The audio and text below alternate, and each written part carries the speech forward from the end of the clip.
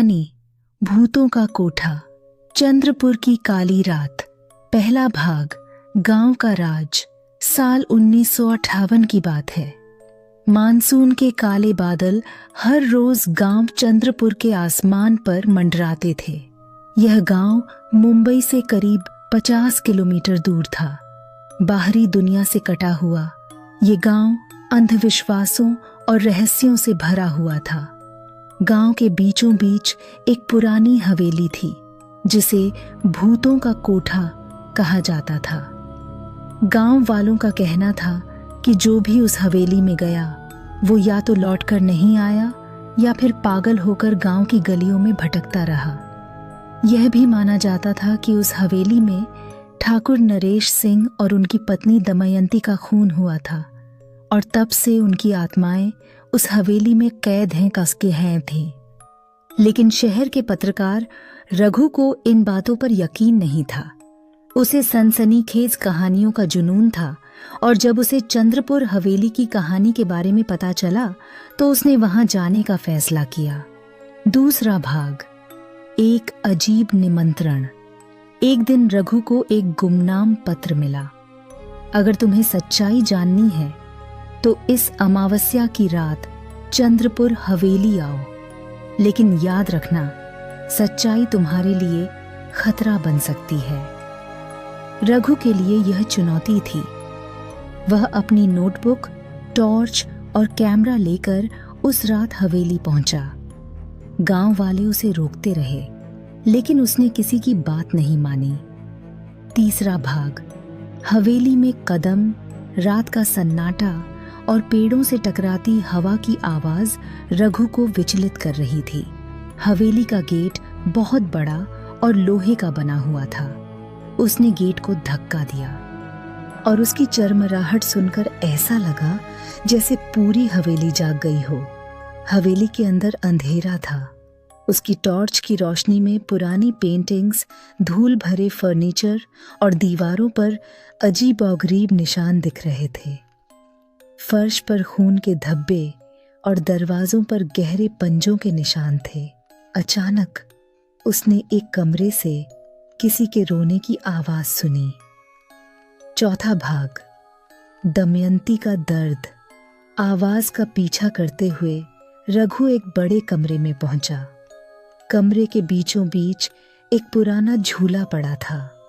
झूले पर एक धुंधली परछाई बैठी थी। यह एक महिला की परछाई थी जिसकी आंखों से खून के आंसू बह रहे थे। तुम कौन हो? रघु ने साहस जुटाकर पूछा। मैं दमयंती हूं, ठाकुर नरेश सिंह की पत्नी। मुझे और मेरे पति को इस हवेली में निर्दयता से मारा गया था। हमारी आत्माएं यहां कैद हैं और हम मुक्त नहीं हो सकते, वह परछाई बोली। पांचवा भाग, मौत का खेल। दमयंती ने बताया कि हवेली के सबसे निचले हिस्से में एक तहखाना है जहां उनके हथियारों ने तंत्र मंत्र का सहारा लेकर उनकी आत्माओं को कैद कर दिया था। जो कोई भी इस तहखाने में जाने की कोशिश करता है वह जिंदा नहीं लौटता, दमयंती ने चेतावनी दी। रघु ने तय किया कि वह इस तहखाने में जाएगा। उसने हवेली का नक्शा खोजने की कोशिश की और आखिरकार एक कमरे में उसे एक पुरानी किताब मिली जिसमें तहखाने का रास्ता बताया गया था।